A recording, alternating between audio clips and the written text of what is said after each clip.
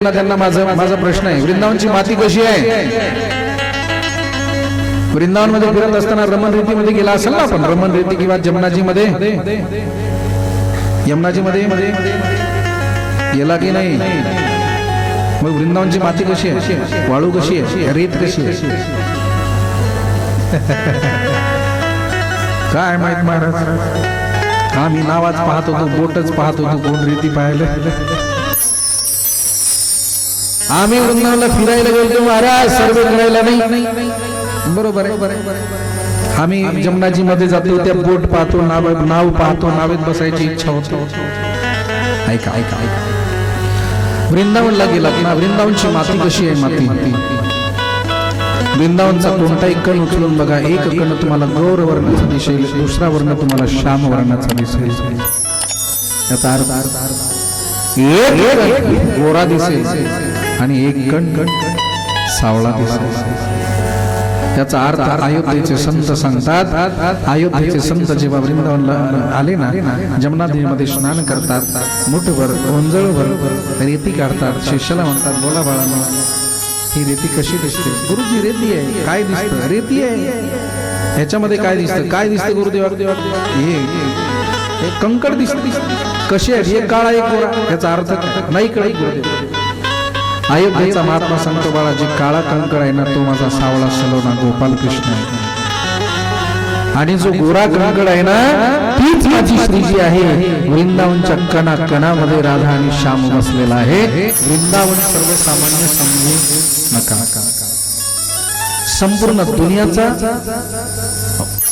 संपूर्ण दुनियामध्ये प्रलय होईल, पण माझं वृंदावन कधीच प्रलयामध्ये येणार नाही.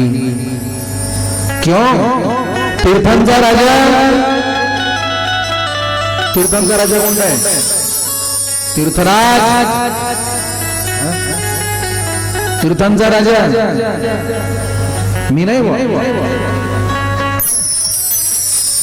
जिथे आता कुंभ झाला ते प्रयागराज, तीर्थांचा राजा. एक वेळेस प्रयागराज देवाकडे भांडण घेऊन गेला. काय देवा, काय झालं प्रयागराज? का मला राज्याची दिली? काय झालं? काय झालं? हार देवा, सर्व तीर्थ मला कर देतात, एक छोटस वृंदावन कर देत नाही देवा. भगवान हसले आणि भगवान म्हणतात, अरे वेड्या, मी तुला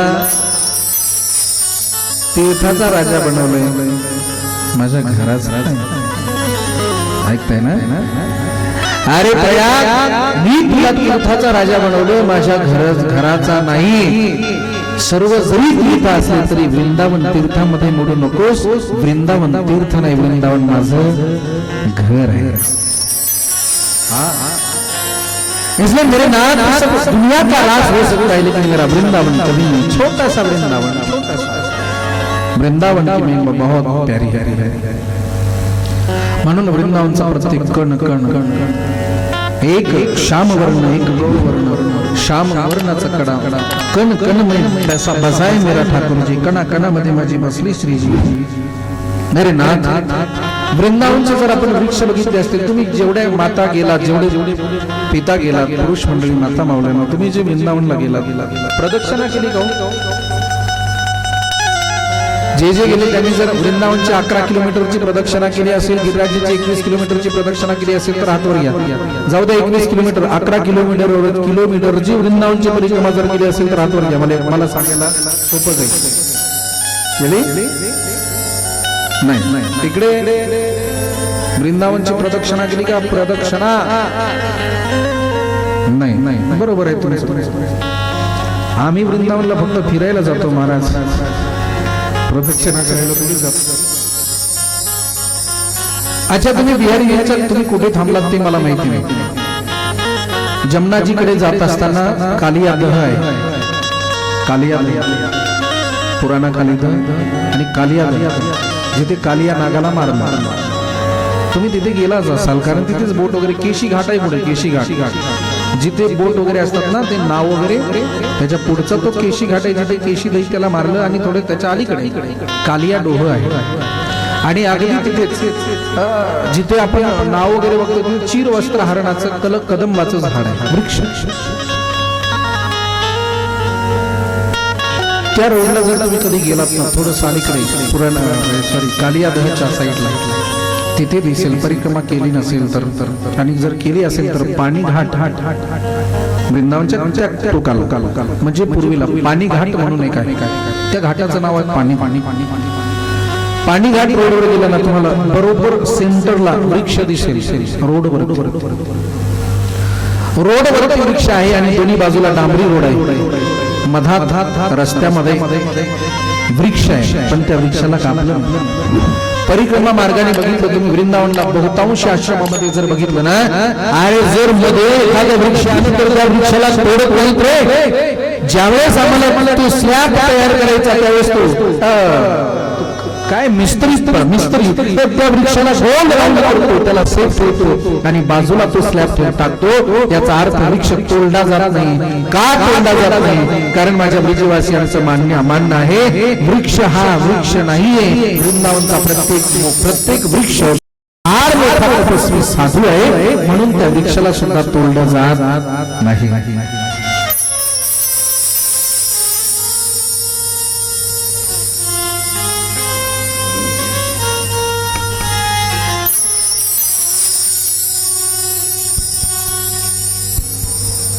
मोठ्या प्रेमाने बोला राधे राधे राधे. और म्हणून वृंदावनची माती सामान्य नाही, तिथला वृक्ष सामान्य नाही. मैबाप लाखो करोडो वर्ष तपश्चर्या करावी लागते तेव्हा वृंदावनचा वृक्ष बनायला मिळतं, तेव्हा वृंदावनचा एखादा पत्थर आम्हाला बनायला मिळतं. मोठमोठे साधू मोठमोठे संत साक्षात देवी देवता आज वृक्ष बनून आले, गायी बनून आले, काही गोपी बनले, काही गोपाळे बनले. ज्याला जिथे जागा मिळेल त्यांनी आपलं रिझर्वेशन फिक्स केलं. मेरा वृंदावन सर्वसामान्य ना समझो प्यारे. वृंदावनच्या गायी सामान्य, जिथली माती सामान्य नाही तिथली काही कशा सामान्य असते. जाऊ द्या, वृंदावन मध्ये निधिवन मध्ये जर आपण गेला असाल ना, जे लोक जे गेले त्यांना सांगतोय निधिवनामध्ये गेलात काय, गेला कुठं तुम्ही नेमकं वृंदावनलाच गेला ना. बोलायचं नाही असं ठरवलंय. निधिवन अच्छा अच्छा अच्छा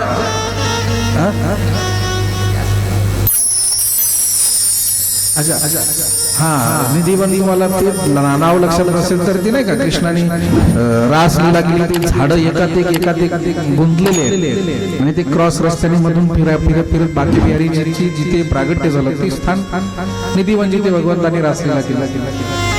जाऊ दे, ते नसेल. वृंदावन मध्ये फिरलात ना, वृंदावनचे माकडं बघितले का? माकडं ते नाही माकडं. अच्छा, चष्मा कुणाचा पळवला माकडांनी वृंदावन मध्ये? ज्यांचा पळवला त्यांनी हातवरती घ्या. पिशवी कोणाची पळवून नेली? पिशवी. तुम्ही वृंदावनलाच गेला नाही. हा, इकडे कुणाचा चष्मा पळवलाय वृंदावन मध्ये? माकडांनी, वानरांनी, बंदरोने ते चष्मा पळव. वाह वाह, त्या आजीचा उभं राहून सांगितलं बिचारीने, टाळ्या वाजवायचं तिच्यासाठी. बहुत बढिया. चष्मा नेला, परत दिला का? साडी नेली, नवी नेली, वापस मिळाली का नाही? फ्रुटी द्यायची होती, नंतर दिली असते. बहुत बढिया. वृंदावन मधले बंदर भी एवढे हुशार आहेत. हातामध्ये पिशवी घेऊन जाल ना तर लोक खायला देत नाहीत ना, म्हणून काही जरी आपण हातामध्ये घेऊन जात असेल तर ते पिशवीच पळवतात. हातामध्ये पर्स ओपन नेता येत नाही, पर्स पळवतात. चष्मा धारण करता येत नाही, चष्माच पळवतात.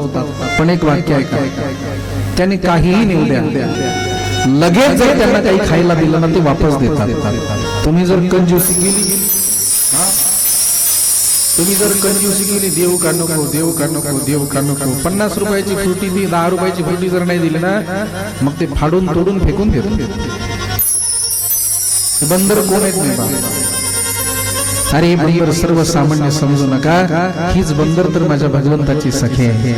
हा, म्हणून फार गोडे भोजन आहे. वृंदावन का कण कण भूमी श्रीराम जमुनाची लहरे बोले श्री राधा वृंदावन बंदर रले श्री राधा श्री राधा श्री राधा ब्रिज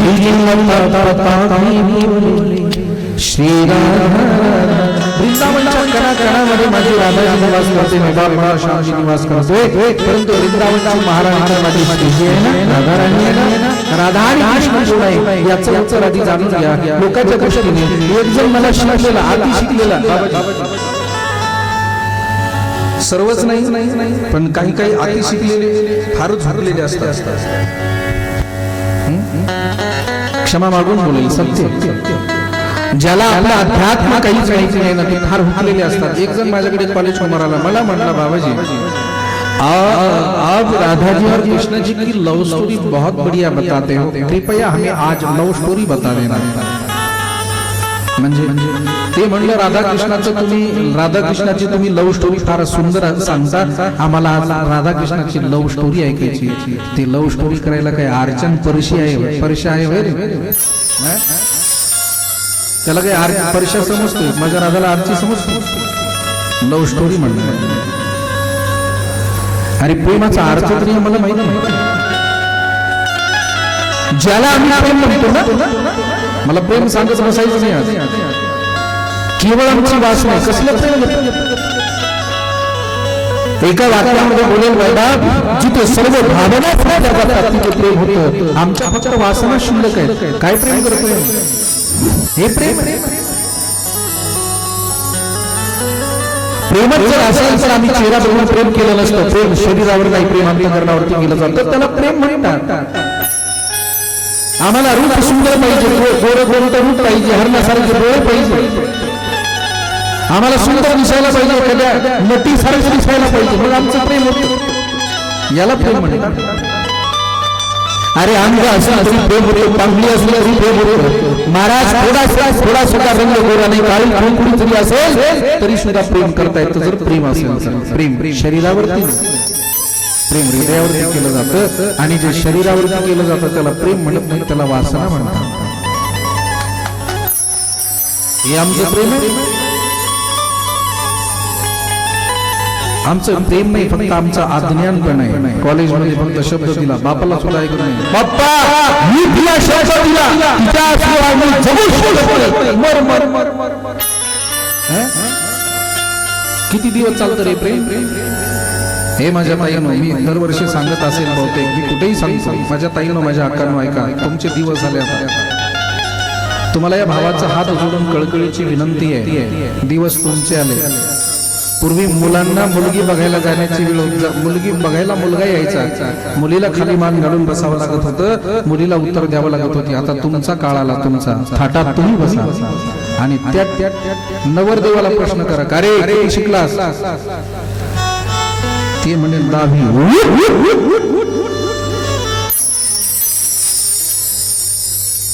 म्हणजे अरे माझ्याशी लग्न करायला किती कमवतोस अजून बापाकडनंच दाढी करायला पैसे घेतो चालता हो